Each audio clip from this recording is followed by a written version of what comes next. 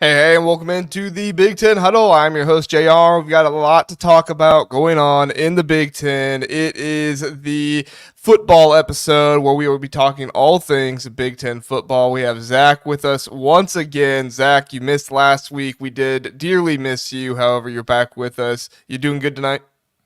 I'm happy to be back. I was sad to miss. I had everything. I was away at a conference last week. I had at least my laptop, and I was ready to go. And then some things came up where I had to miss last minute. But excited to be back. Excited to talk running backs with you guys as well as a few other things. So Very good. I don't think Yankee Wolverine would have been too happy with last week's episode because I had Chris Wilds on and he was really going at Michigan. So I think if Yankee is out there, he's probably appreciative that you're back and able to give some reasonable takes about that. yeah, We do have Rajeev fair. with us again for the Bucky Report. Rajeev, it's been a while, but we're glad to have you back. How you doing tonight? Yeah, I'm doing great. Thanks for having me. 73 days until kickoff, guys. 70, at least for the Badgers. We play on that Friday. So I'm ready to go. Let's countdown is on. There we go. That's what we need. Like some kind of like if I was smarter and had time, I would do this, but some like best Big Ten player to ever wear 73 days left to kick off or something. But yeah, somebody else who's smarter can do that. Kurt, glad to have you back with us again from the Sky U pod. Pay no attention to the Wisconsin man next to you. I'm sure we'll all play well together tonight. Yeah. How you doing tonight, Kurt? I'm doing good. Like Rajeev said, it's always nice to talk college football, getting close to kickoff. Looking forward to talk about anything here in the kind of dog days of summer of college football, just kind of quiet before the storm. So looking forward to being on here with you guys. hmm Very true. Very true. Yes, it is the quiet before the storm, but it's also the dramatic when random off-season stuff comes up for rivals It's to true. fight about. I was just face palming the other day when I saw that Michigan fans and Ohio State fans were fighting over what Urban Meyer did with a recruit in like 2000 or something like that. I was like, this is what are we doing here?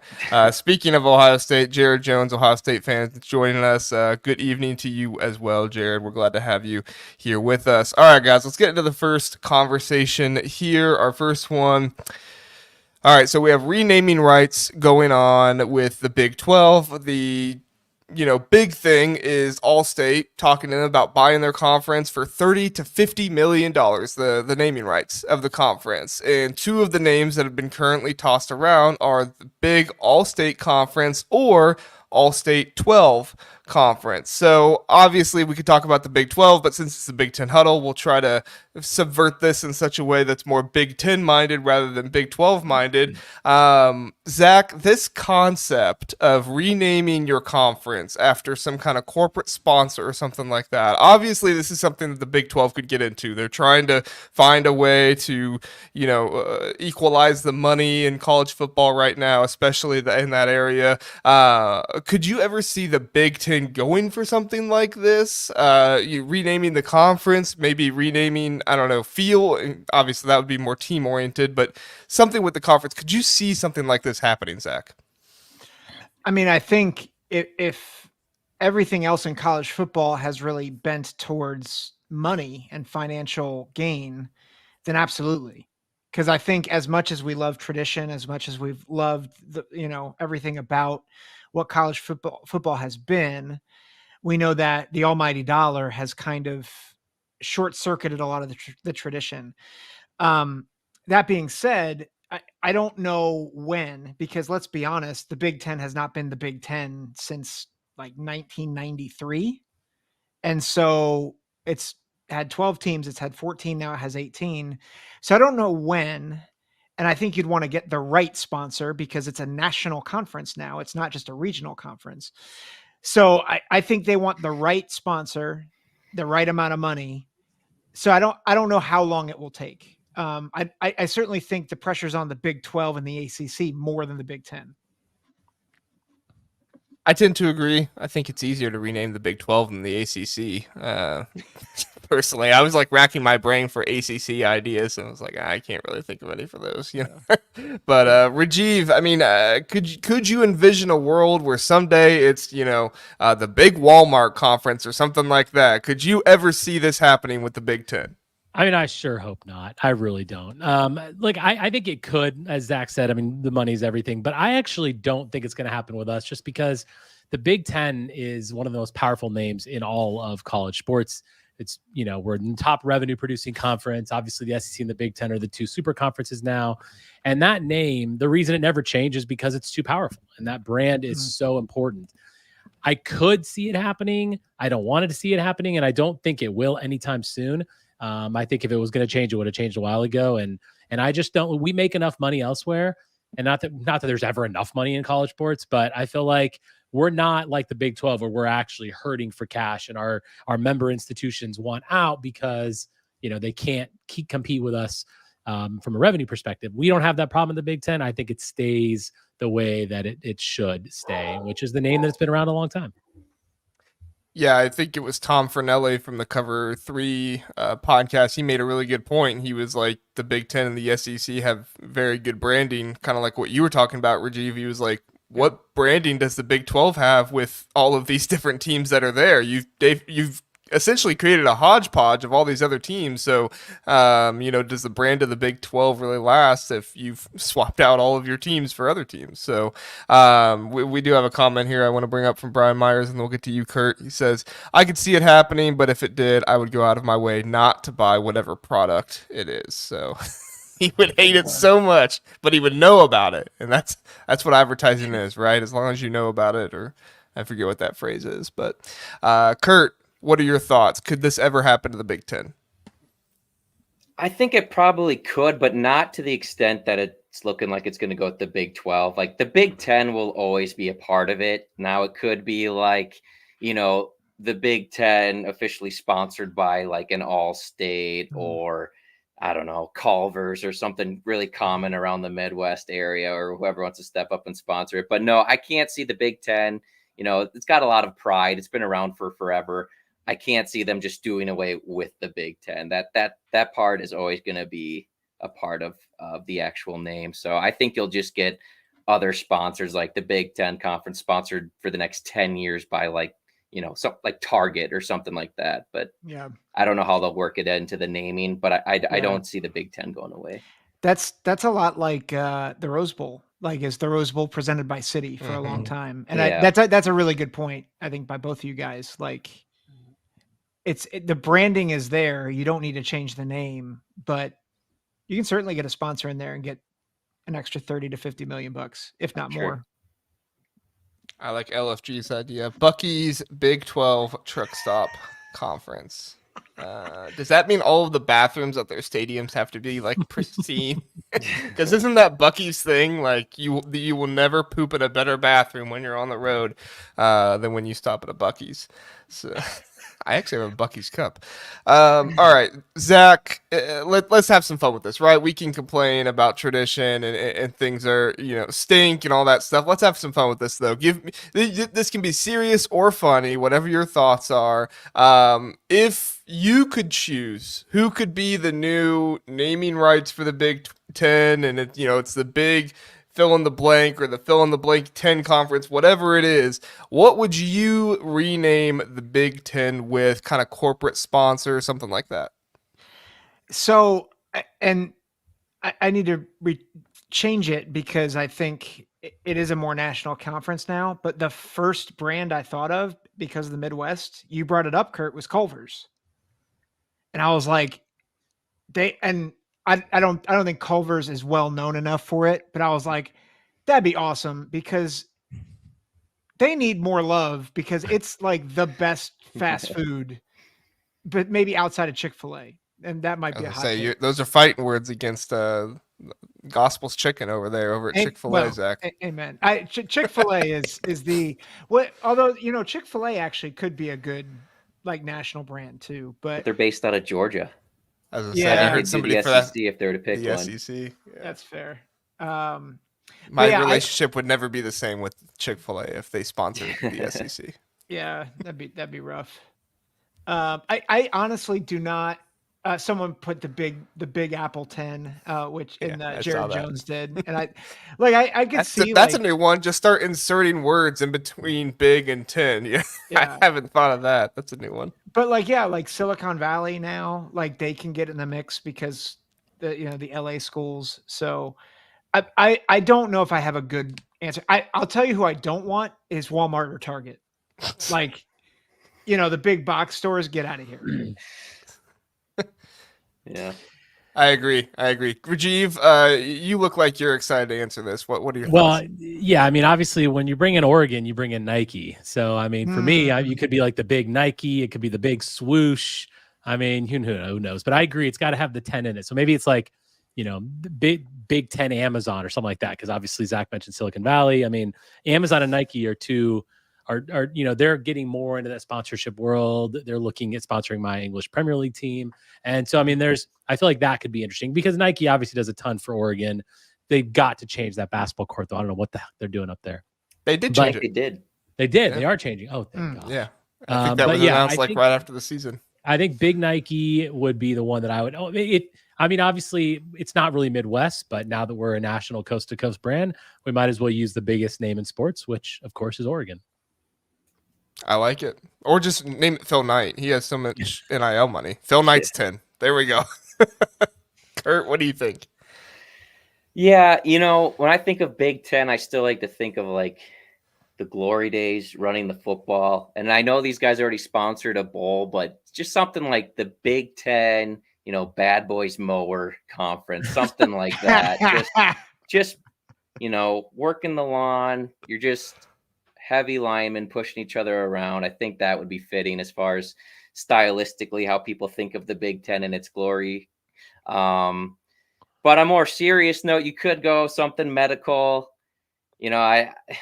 Pfizer's got a lot of money. I know that would make a lot of people mad or unmad, depending on what side you go there. But if you went Pfizer, a lot of medical. I could not imagine the outrage if we had the Pfizer 10, the big Pfizer conference. I'm Could just you imagine saying the big they pharma sponsor, jokes with everything it already. So, but yeah, those are the only two names that really came to mind.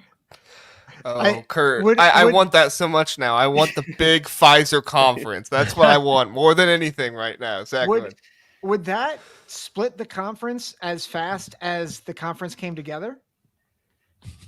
Probably. Yeah. I think so. I agree. That's about as political as we're going to get on this show. Right. Mentioning Pfizer. Yes. Oh man! All right, we got some good comments here. LFG says Whataburger is now Chicago-based. The big Whataburger, the Whataburger 10. That would be interesting. And Jared Jones, we're all in the clear. Walmart is Arkansas, born and bred. They'd all be. Thank goodness. Would they want to associate with a team in Arkansas? That's the real question. No. Yeah. No. Nobody wants to associate with the football team in Arkansas. And on our CFB alignment. That's literally what I was going to say, LFG. I'm glad you said it too. The in and out 10, because at this point, once somebody gets kicked out, that's just what we can start calling it, the in and out 10 conference. You have to be a part of the elite 10 to get in there. So let's see. A few other things here. Max says, what about a Wisconsin-based company with a big Jiffy Biffy pork pie? There we go. We had a comment earlier about so I feel like it's only fitting that I put in Philip's comment there. He says, Kurt, don't use the X on Rajeev. Oh wait, Wisconsin has that. So I feel like since I put up Max's, the axe is with its rightful owner. Yes. If I put up Max's, I feel like I should put up Phillips there just to make it fair. I'm not playing favorites here. And then Brock has a good idea. The Big Ten Conference sponsored by John Deere. That was what that actually would work. John Deere is the one I said that should be in the middle of Iowa's stadium last week. So they have a John Deere scholarship fund, which I don't think John Deere is connected to Iowa at all other than that, but still. All right, fun discussion there, guys. All right, let's talk about some offensive player of the year candidates. All right, so we're going to talk about 5 guys. Each of you have 5 guys' names listed that you think are players who could win the Offensive Player of the Year award. I went back 18 years. Yes, my graphic only fits 18. I couldn't put 20 in there and make it readable. I'm sorry. So I tried to go back as far as I could. 18 years. And so a lot of Ohio State there. Rajeev, I thought you would be happy to see 3 Wisconsin running backs as well. So that's I do like that. I do like that. And I do like the absence of other teams. So it's great. Well, sorry, Kurt. I was looking back to see if there was a Minnesota winner of Offensive Player of the Year, and I couldn't find one. Kurt, I do apologize. Funny enough, Iowa's had a few. Maroney got it. So. I was going to pick Maroney, but Maroney would have been the one I would have thought of. But yeah, I honestly don't remember if he did or not. That was when I was like 10 years old, so I don't remember, to be honest. But yeah, I don't see anybody for Offensive Player of the Year for Minnesota.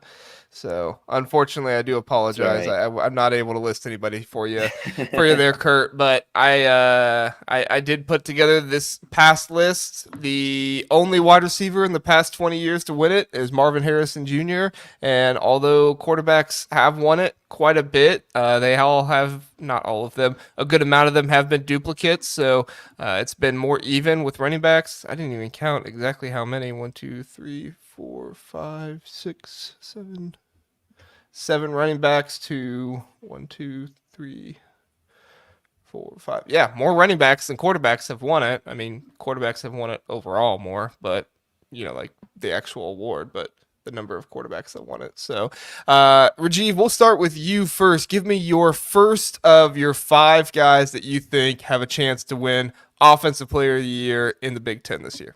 Yeah, I mean, I think my first one's probably going to be everyone's first one, which I hate to say anything good about Oregon, but listen, Dylan Gabriel's the best quarterback in the conference. I don't think you can argue with, we have a couple of Ohio State guys, so you can make an argument for your guy. I'm not arguing that.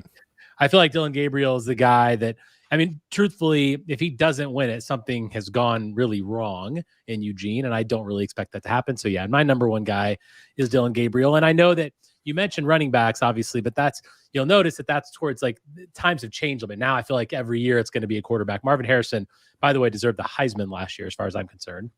And he was an exception to that rule. But I think you're probably just going to get quarterbacks year in and year out, which is what the NFL MVP seems to go to, or the Heisman seems to go to. So I feel like that's probably going to happen. But yeah, Dylan Gabriel's my number one guy. Yeah, the Big Ten has prioritized running backs over quarterbacks at times, more than some other conferences have, I believe, from what I've seen. Maybe not the smaller conferences. I haven't looked at those as much. So the Big Ten is kind of unique in that area with their Offensive Player of the Year. However, you're right, it is still predominantly a quarterback award. Running back hasn't won it since 2017 and Saquon Barkley there, but I think Dylan Gabriel is definitely a very good name and probably the favorite at this point. Kurt, who is your first pick? Yeah, so I had Gabriel number 1, but if we're going different, I'm actually going to go Miller Moss, the USC quarterback. I'm not sure how USC is going to do overall in their first year. They do have a really difficult schedule, but Lincoln Riley has been able to turn out quarterbacks like better than anybody else. So I'm confident they're still going to be able to throw the football around. Like Rajeev says, it does typically go to quarterbacks here as of late. So I think he's going to stuff the staff sheet as far as throwing the ball around. And I think that'll be an important factor as far as who gets voted Offensive Player of the Year. That's a good I always pick. wonder if maybe Miller Moss's schedule is just too tough with how many teams he's playing. I mean, he has Notre Dame to finish the year, he has LSU to start the year, and then he doesn't have a super easy, I don't think it's the hardest, but it's not a super easy Big Ten schedule as well in there. So I agree, Miller Moss could win it, but that schedule makes it difficult in my mind. Zack, who is I guess if you've already had those 2 on your list, who's another one of your names? So I'm going with someone, he's not my number 1. That was Dylan Gabriel. But the guy that I think is maybe a dark horse, and I think it's because of schedule and because he's going to be a focal point of the offense, Kyle Monangai out of Rutgers. I think he is going to have a monster year, and I think he has the schedule to do it. I totally agree with that. I'm just gonna. He was on my list as Go well, ahead. and he was like my wild card one because, I mean, Greg Schiano he's known for building lines, and if you look at the recruiting class, you'll see just that. And I feel like Monangai is going to feast on that schedule. I completely agree with you, Zach. He was actually my number 3 guy on my behind Gabriel and Howard. So I just feel like, yeah, he absolutely could have an amazing season. Now I don't think they're going to get the wins they need for him to win that award, but he is definitely the leading rusher in the conference. Yeah. That's the thing with Rutgers too. I mean, with the way that schedule shapes out, I picked their schedule the other day. I could see them being as good as 10-2. I also saw their floor as like 7-5. Like it's when the Rutgers floor is 7-5, that's a pretty amazing time. Obviously, the schedule, like I said, helps that out. But if you have Kyle Monangai as the only 1,000-yard rusher in this conference again, which I'm not predicting it'll happen, but injuries and stuff like that helped it to happen. Well, no, Blake Corum had 1,000 yards too. But by the end of the season, he did. Yeah, by the end. Did he have 1,000 by the end of the regular season? I think he got it in the playoffs. Yeah, I think he did. Yeah, or it was maybe it was against Iowa. Anyway, but yeah, if he's one of the only 1,000-yard rusher, and you have Rutgers at 10-2, and Rutgers makes the Big Ten championship game, no way they don't give it to Kyle Monangai. I mean, just based off the fact that he's from Rutgers and the Rutgers is in the Big Ten championship, I feel like they're going to give it to him, right?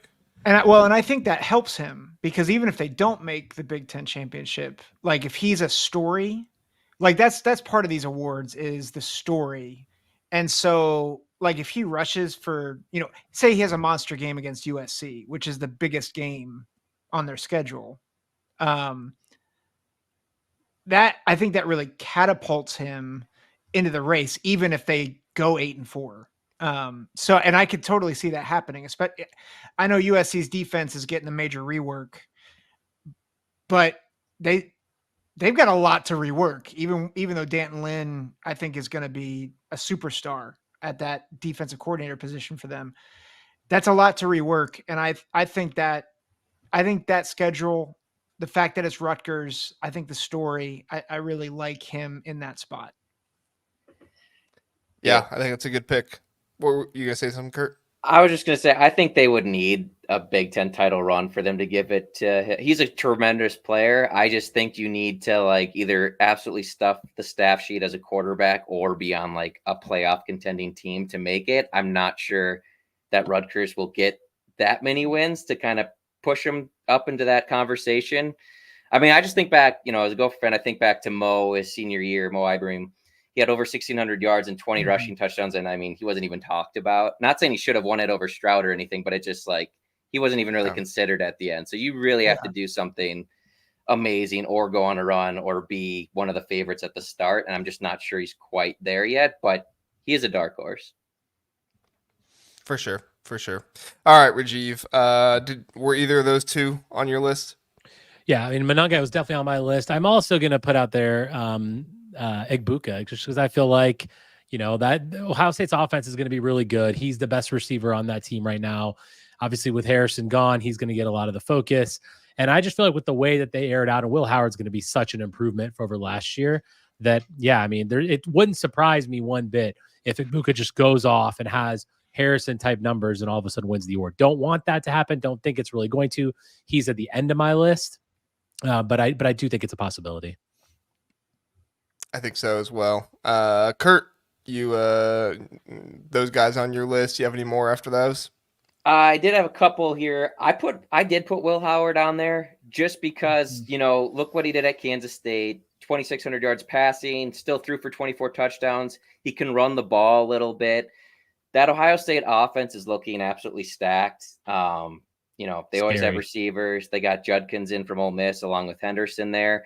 So I'm not saying he's going to be Tim Tebow, but they could set up that offense to really have him just be kind of like Tim Tebow, just distributing it to those playmakers on the outside and then just mixing him in and as a power runner. every once in a while. So I think if he's the straw that stirs the drink and the running back split the carries even enough where you can't pick, just one of those guys, I think Will Howard could be like overall potentially best player on the best team in the Big Ten type of thing. So you give it to him at the end of the year. Yeah. And he's not going to be like, he'll split maybe a little time with Devin Brown, like in the blowout games, but like, it's not going to be like Emeka Ibuka, who will probably get pulled in the early second half of their first 3 games. They're going to want to get Will Howard reps. He's going to put up stats. I think that's a good pick, Kurt. I like Ibuka. Ibuka was on my list too, Rajeev. You have anybody else on your list that hasn't been named yet, Zach? So Donovan Edwards. He is a cover athlete. You have to give the cover athlete some recognition. And I think I don't think anyone's anticipating Michigan to win the national championship again. But like if they make any type of run, it's gonna be through Donovan Edwards, because I don't think their passing game is nearly going to be what it was a year ago, and their passing game was very controlled.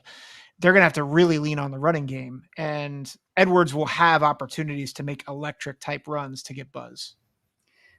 I had him as my 5th candidate as well, basically for all the reasons you just said. If Michigan's going to make a push, and if they do make it to the playoffs again, it's probably going to be because of their run game. And so that's why I put Donovan Edwards. Also helps to be at Michigan. I mean, it is an award that's voted on, so the bigger schools get a little bit of a boost in that regard. So that's why he's my only running back that made it. I don't necessarily think he's the best running back in the conference at this point. Another guy up there in Minnesota you think might be better there, Kurt? I know I was gonna make the argument, but then I looked up what Mo did in his last season. I'm like, and no one really even talked about him, so it would have to take something spectacular. Super talented. Obviously, I'm super high on him, but I just don't.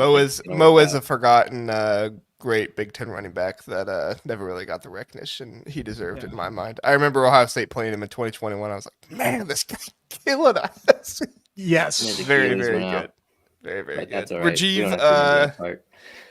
Rajeev, any names not mentioned on your list yet? Yeah, Drew Aller, I feel like, has got to be on there just because, I don't really know what kind of year they're going to have. I think Penn State's a big question mark in my eyes, and where they're really going to finish. I feel like they could win the conference, but they could also finish 6th or 7th. You just don't know if they're going to be successful. Drew's going to have a great season, and I feel like he is, in my mind. He's a top 3 quarterback in the league, so he's up there with Howard and Gabriel for me.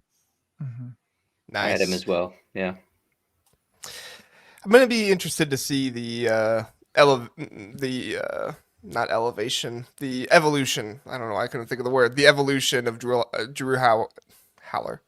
Aller this year. If I could learn to talk on a podcast, that's very important.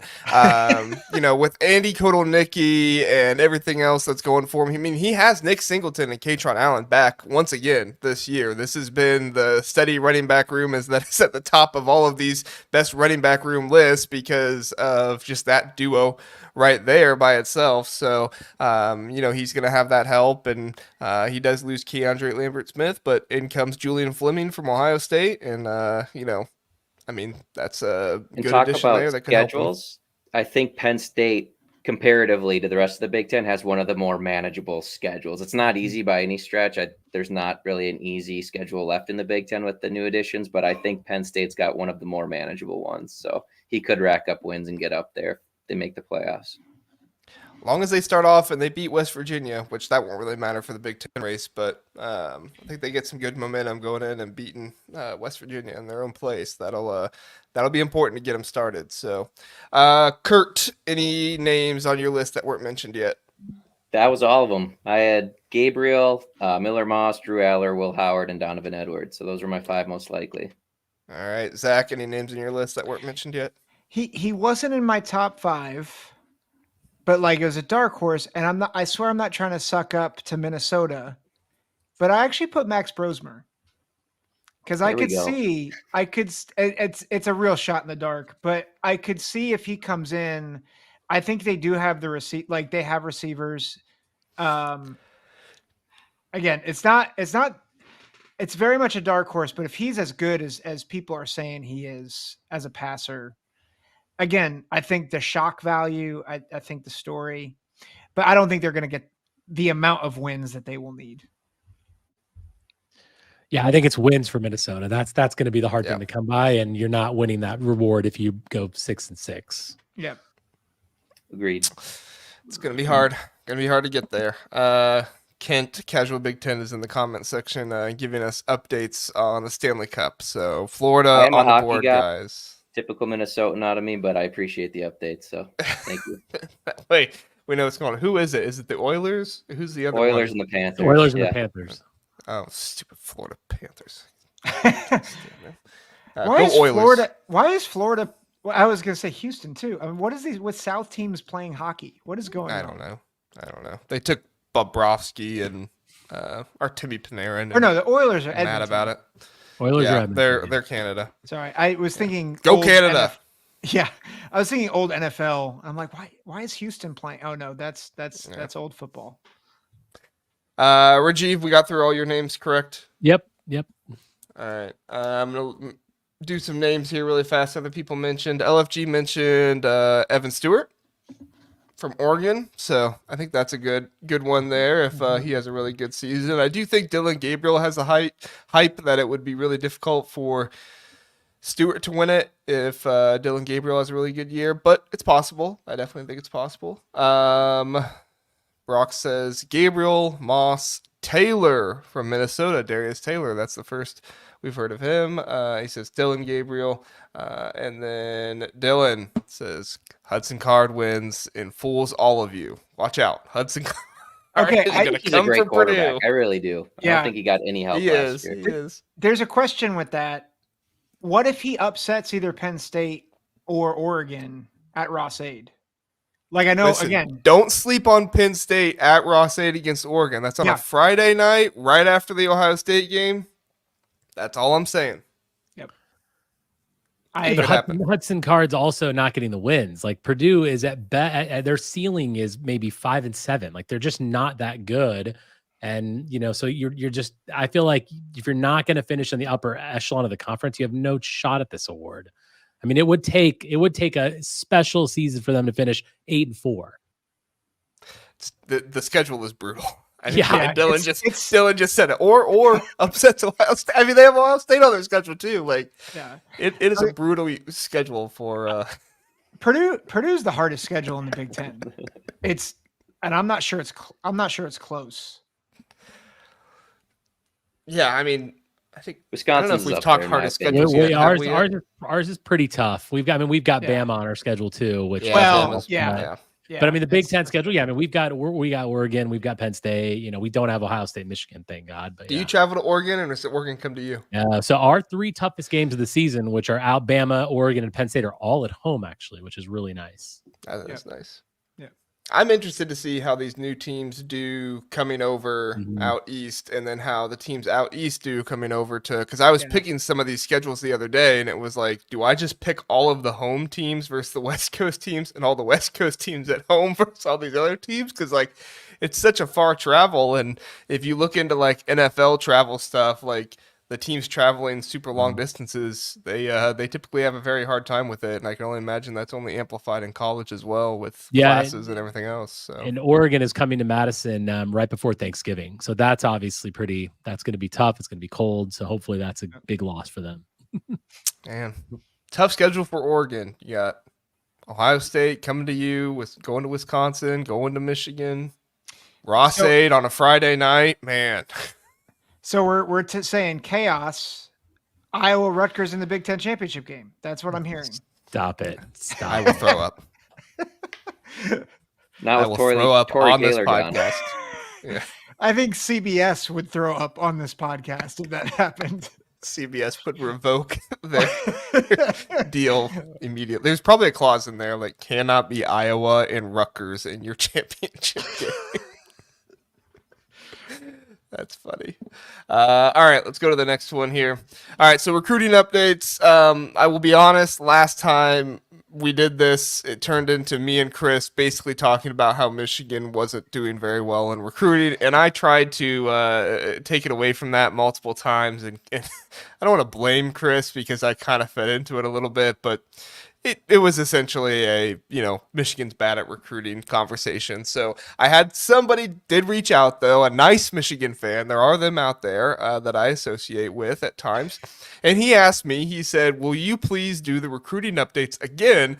But if you talk about Michigan, please bring up the On3 rankings because Michigan is 5th. And he asked me, he said, why, if you know why, please explain, why is Michigan 5th and On3 and why are they, I think they're 10th right now, last time I checked, in 24/7. Such a large disparity is intriguing, and he was curious why. Well, I'm not an expert, but what I do know about recruiting is that 24/7 takes like the full your entire class and just adds it all up, the sum of all the ratings of your guys type of deal, and 24/7 the one people typically use. I do believe it's probably most accurate at the end of the recruiting cycle. I don't know if it's the most accurate in the middle of it, just because like look at Rutgers right now with what 27 commits, like that's a full class right there. So you're essentially getting their full class rating when other teams are still only halfway or 3/4 of the way done because their guys who maybe are highly rated or higher rated are not ready to commit yet. But on what On3 does, and I don't know how they get to this number, but they find some number and they take that number of your highest recruits and find the average, and then that is your class ranking. So I think right now, last time I checked, On3 is at 11. So they take your 11 best players in your class, find the average rating of those 11 players, and then that's your class rating. I don't believe that is probably best for the end of the year, but if I was being honest, I think that's probably more accurate for where we're at right now, just because then that way you're not getting a full class versus a, half full class or something like that. But anyway, I thought this was interesting for us to talk about with Minnesota, Wisconsin, Ohio State, all up near the top in all of these. Rutgers as well in the 24/7. They're second in the Big Ten right now. I don't know if I've ever seen Rutgers second in recruiting in the Big Ten, so that's interesting to me.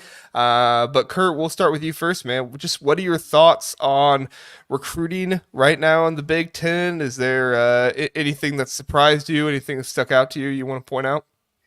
Yeah, I'm going to go with the obvious one probably, and I am going to pick Rutgers is the surprise right now. I mean, grabbing 5 4-stars at this point in the game, pretty impressive. They had 2 in their entire class last year, and I think they're a top 10 overall class right now according to 247. Granted, they do have a lot of commits, but just a lot more 4-stars than they've previously had, and that's from Rutgers, who had previously, I think last year, I thought they were in the 50s. So being up that high. Granted, it's early. A lot of these kids can change their mind, but I mean, they really went Ray Rice on the bit and punched out a lot of commits here and got some nice commits. So, yeah, great work by Greg Schiano. Zach, your thoughts? You stole mine, Kurt. I'm going to go with the obvious one, and that I think Ohio State is.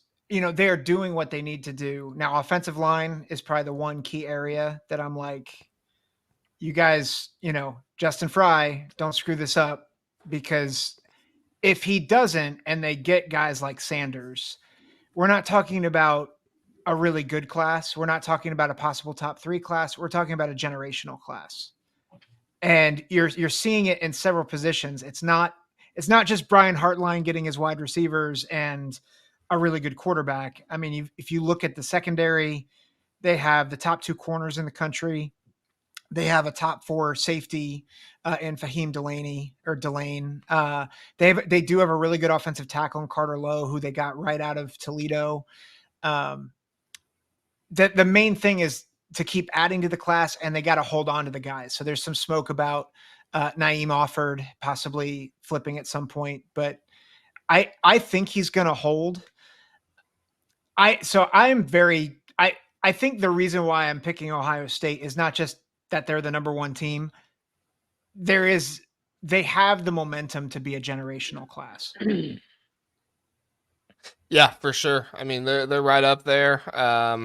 for as much as everybody talks about Ohio State's recruiting, I went back. I don't think Ohio State has ever gotten the number one class. I don't think a Big Ten team has ever had the number one class. So if Ohio State gets it this year, that'll be a first, obviously, for them, and then obviously for the Big Ten as well. So that would be really interesting to see. But you're right, Zach. It's going to come down to the offensive line for him. So Rajeev, man, your Badgers up there at fourth in the Big Ten, ahead of the likes of USC, Michigan. Now an on three, you're a little bit further down, but still in the top 8. That's impressive there. So what are your thoughts on Wisconsin's class so far? And then maybe just your thoughts in general with who's doing well in the Big Ten.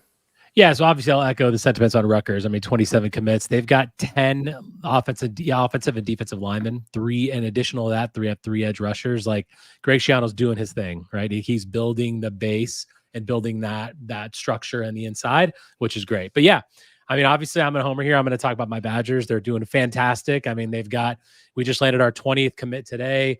We're I think we're in top 10 in the country right now on 247, top 5 on Rivals. That's going to come down because obviously it's, teams like Michigan and other teams that are going to come up. We have 20 commits right now. But Luke Fickell and his staff are closing. I mean, we've had 3 weekends of OVs and we've gotten some big commits. We just got a couple 4-stars this week. T.Y. Hilton's son is heading up to Madison. Mason Posa out of New Mexico, one of the top linebackers in his class. So yeah, I feel like we're looking really, really good. And Wisconsin fans are happy. I mean, we're talking about on our show, we're talking about recruiting class ceilings right now. I mean, are we really kind of top 15? I think we will finish in the top 15 nationally. And then how high can Luke Fickell's ceilings really go? Like, obviously he's changing the game in Madison, and year 1 wasn't exactly what we wanted, but we're very confident in years 2 and 3 and so on will be great. So yeah, very happy with what Wisconsin's doing. But you got to give credit to Rutgers. I mean, you got 27 guys, and they talk about like their OVs. I mean, they've got a lot of commits in the last 3 weeks too. So they've done a great job, and Greg Schiano is clearly a closer, and it's working. Yep. Yeah, I mean that's one of the biggest parts about recruiting that gets overlooked. You can get a kid interested in you, but you got to be that closer. You got to know when is the time to really press into them and say, you need to commit now. You need to make this happen. I think there was a running back that Rutgers just landed, Forrester, something like that. That Rutgers got that Michigan and some other Big Ten schools were also in on. So I mean, for Rutgers to go up against the reigning national champion and get a 4-star running back from them, like that's very, very impressive. Yeah, we were looking at him as well. Yeah, I think Wisconsin. I think Penn State might have been as well, but yeah, he was a Big Ten guy who's probably going to go to a Big Ten school, and Greg Schiano was able to close on that after a visit, so good for them. Kurt, I'll list off the bottom teams here for you as I forgot to put them on the next graphic, but so forgive me. But on 3 here is 9 to 18. Nebraska is number 9. 10th is Washington. 11th is Minnesota. 12th is Michigan State. 13th is Illinois. 14th is Iowa. 15th Northwestern. 16th Maryland. 17th Indiana. 18th Purdue. So the whole state of Indiana really bringing up the pack here. Yeah. What are your thoughts? Are there any names that I mentioned there, anything, Kurt, that you're just like, man, they deserve some criticism right now. They're really not doing maybe as well as I thought, or they got to pick it up if they want to be doing better? A team I'm curious about really is Illinois at this point. 9 commits so far, all 3 stars, which not really a problem there. I think a lot of them are actually higher 3 stars according to 247. I just don't hear a lot about their official visits or recruiting trail. It just doesn't seem to be a lot of hype. And given that last year was a little bit of a down year, a disappointing year for them overall after the year Bielema had 2 seasons ago, I'm just watching that class very closely to see how it shakes out, because if he doesn't have a good year and land a couple extra guys here, and maybe they just don't need a lot of commits yet this year. I mean, I feel like times have changed so much where 9 at this time used to not be that big of a deal, but now it's kind of like kids are committing faster and the signing dates moved up. So I'm curious how Illinois' recruiting class is going to shake out at the end of things, especially if they kind of get off to a shaky start in the Big Ten season. Yeah, that's a good point. I want to say I feel like Illinois has done this before, where they've kind of started out a little bit slower, and then they've gotten some commits towards the end. I mean, I don't think they, to my It just knowledge, I seems don't ever so remember focused Brett. on basketball to me, as far as like Yeah. NIL goes and whatnot. So I Mhm. maybe they're going to be fine. I mean, Bielema keeps beating us, so Yeah. They did lose out one recruit the other day. I forget. Maybe it was a running back as well. But Zach, your thoughts on some of the names that I mentioned there? If you want, I just pulled up the 24/7 composite one, and Michigan is 10th in that one, but it's pretty similar to the ones I mentioned before. Yeah. Michigan State 15th, Washington 16th. So any other thoughts there on teams that are near the bottom? Maybe need to pick it up. Yeah, I think Michigan is a surprise just with, you would think they would have a national championship bump.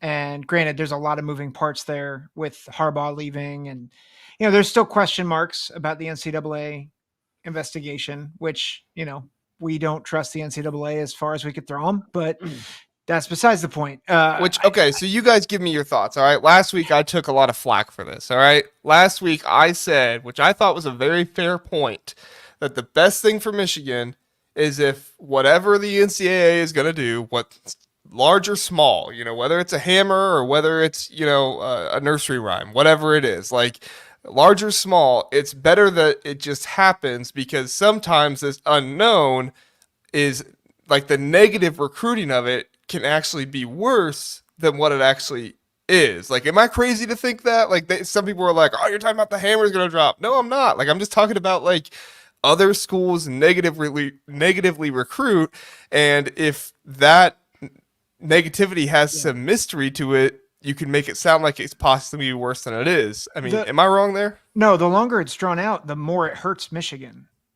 For two reasons. In One, recruiting, yeah, because for one, if they get guys to recruit and then they get hammered, like everybody's going to transfer. They're going to feel like Michigan sold them a bag of goods, right? But if they don't drop the hammer, you have all these people negatively recruiting, and so you're not going to get the guys that you want. So it stinks both ways, right?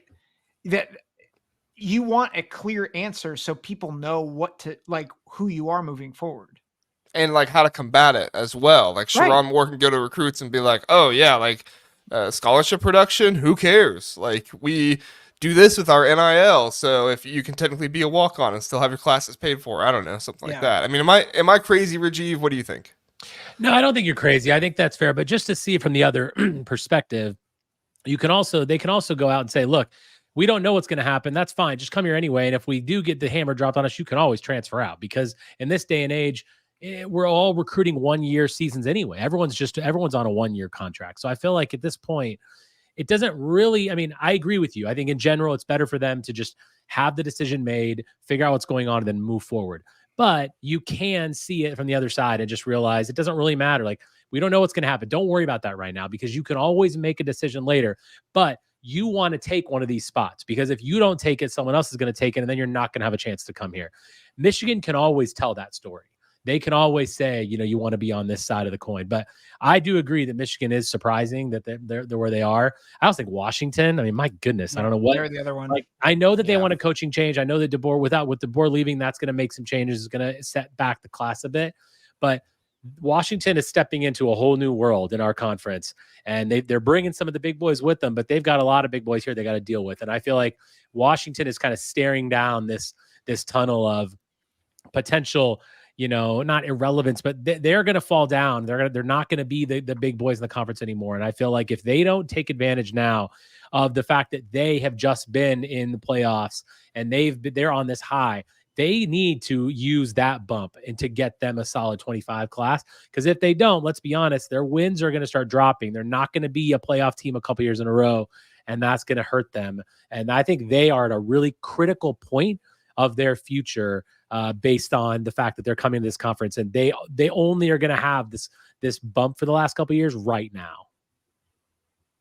That's true, and they don't have the money to recruit the way that Oregon does, and so that obviously puts Oregon at a larger advantage there. And as we know, I'm not trying to say all of Oregon's recruiting is their money. I'm not trying to be that guy. I'm just saying that Oregon is able to get guys up there a little bit easier with how they're able to pay them on their visits and stuff like that because of the Phil Knight money. And unfortunately for Washington, they just don't have that, if we're being honest. So, Kurt, my question really fast, and then we'll move on from there. Am I crazy? Do you see it that way as well, or are you kind of like it's not really that big of a deal, JR? I just need to move on.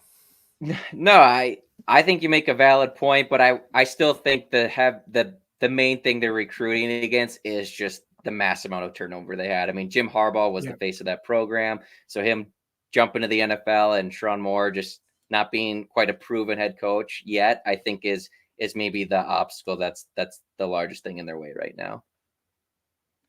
I will always bring up comments that start with JR is right. Thank you, LFG. The mystery around a pending investigation is perfect fodder for negative recruiting. I agree. So it's very, very interesting.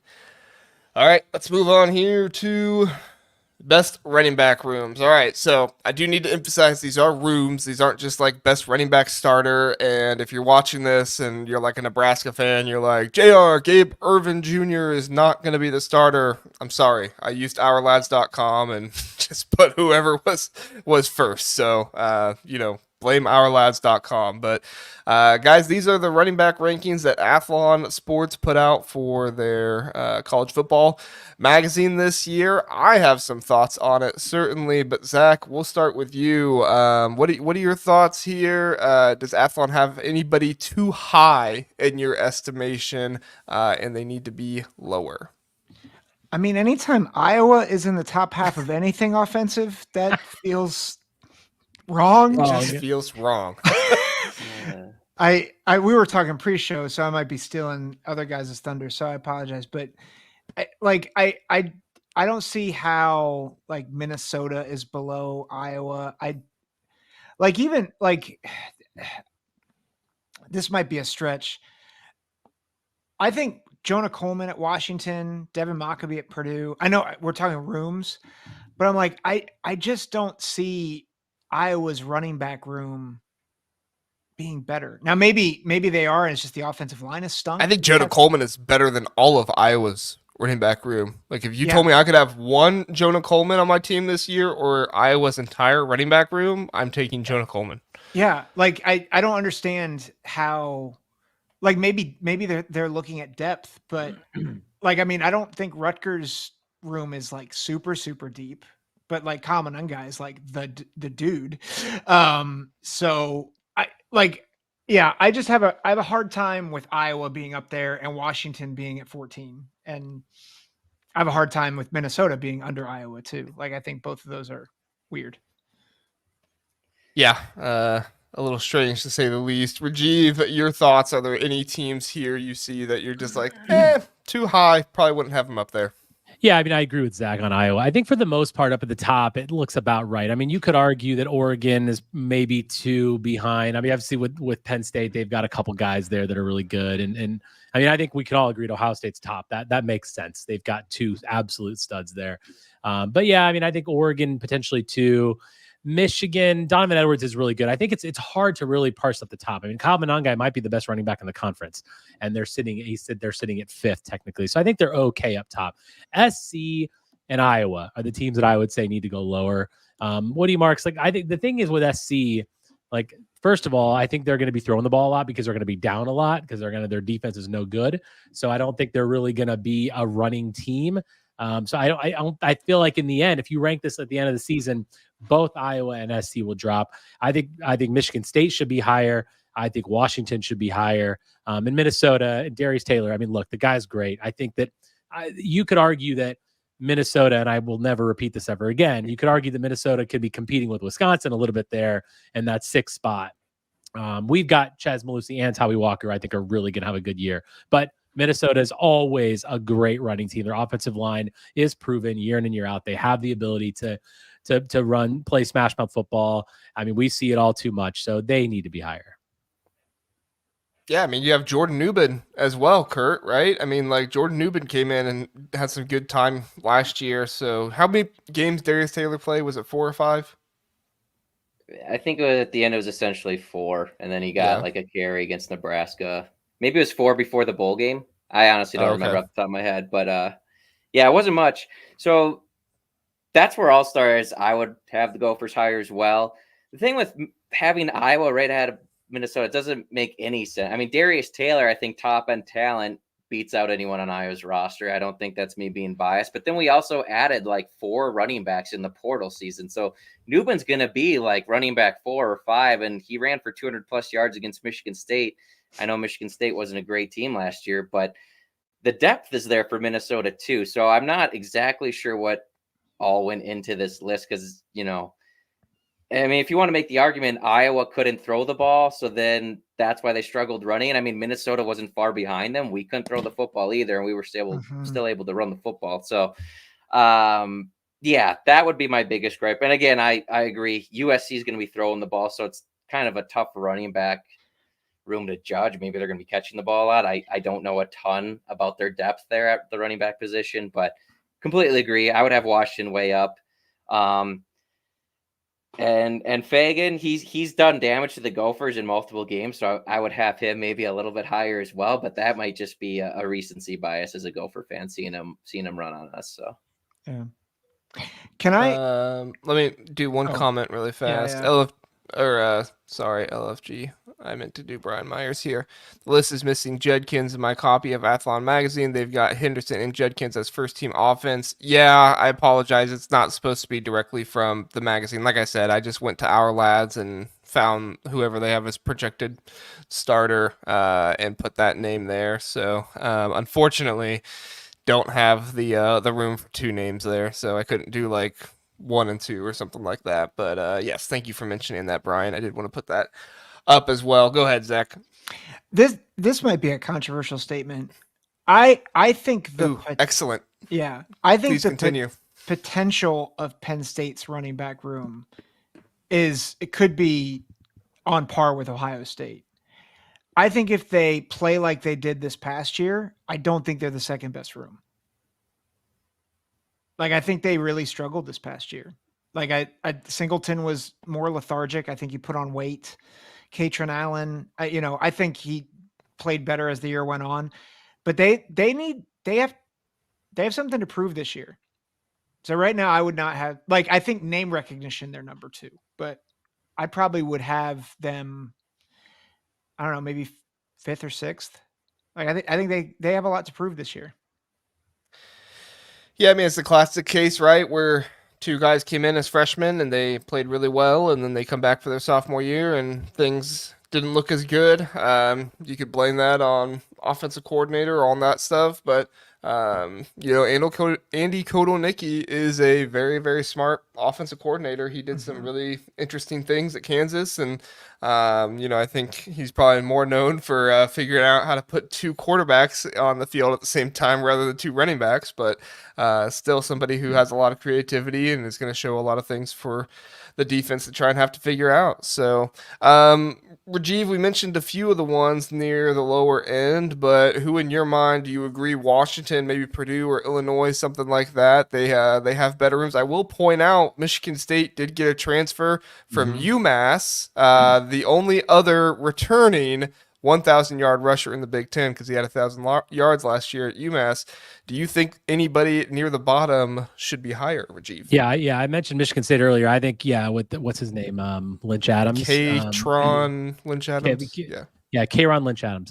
K-Ron. I also got to give credit to Devin Mockabee. He is a really good back. I mean, I think Mockabee Purdue always has these scary skill position players. I mean, obviously they lost their top wide receiver this past offseason, but I feel like they've always got really good guys. They recruit well there. They always have. And Mockabee is one of those guys that he's going to scare a lot of people. Purdue will, I don't think they're going to win a lot of games, and their schedule's brutal, but they are going to put the fear in people. And Mockabee's one of those game-changing guys. He's got game-changing speed. He's got really good cutting ability. And I feel like when you look at the rooms in general and how who's going to run the best, maybe you argue Purdue's where they should be. But when I'm looking at pure running backs, Mockabee is definitely a guy that I would put higher on the list. Yeah.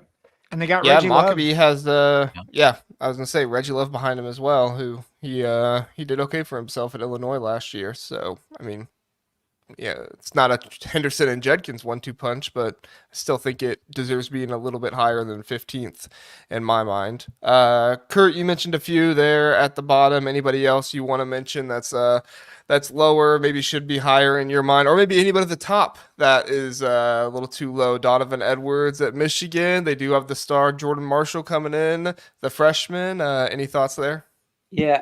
I'll pick on Nebraska since, they need some airtime on this show. I think you could even move them down a little bit just because Gabe Ervin, if he's going to lead that room, can he hold on to the football? He had fumbling issues himself last year. So Could they're a anybody hold talented on to the room. football for Nebraska? Yeah, that's true. That's what Let's hope that's maybe the larger point there. So I would just, we talked about Mockabee and Coleman. That's just a name that I would maybe bump down a few spots for those guys there. So shout out Nebraska. I love it. I asked, are there any teams that that are too low and need to go up a little more? And you said Nebraska is too high. Move them down. Yeah. I love that. All right. Any final thoughts on these rankings before we get out of here, guys? I'm very curious just how things work out.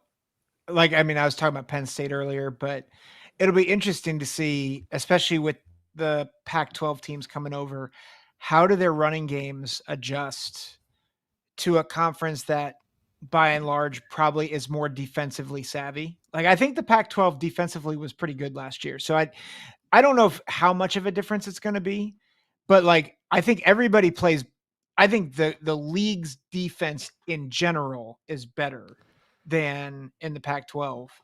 And so I'm curious to see how Oregon and USC, Washington, UCLA, how they do in their running games and see how that impacts things. Casual Big Ten Kent is saying rank the guests tonight, JR. I'll put together a graphic for next week. I might forget to unveil it though.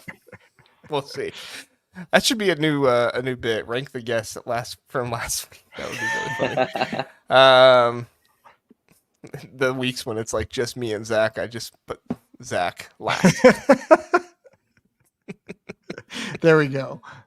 All right. Hey, thank you so much for joining us, everybody. We do want to let you know where you can find all of our guests at. Rajeev, you want to tell people where they can find you and your podcast at? Yeah, the Bucky Report, YouTube, and wherever you can find your podcast. I'm also a regular visitor on Locked On Badgers as well. There you go. Kurt, Sky U Pod, where can they find you?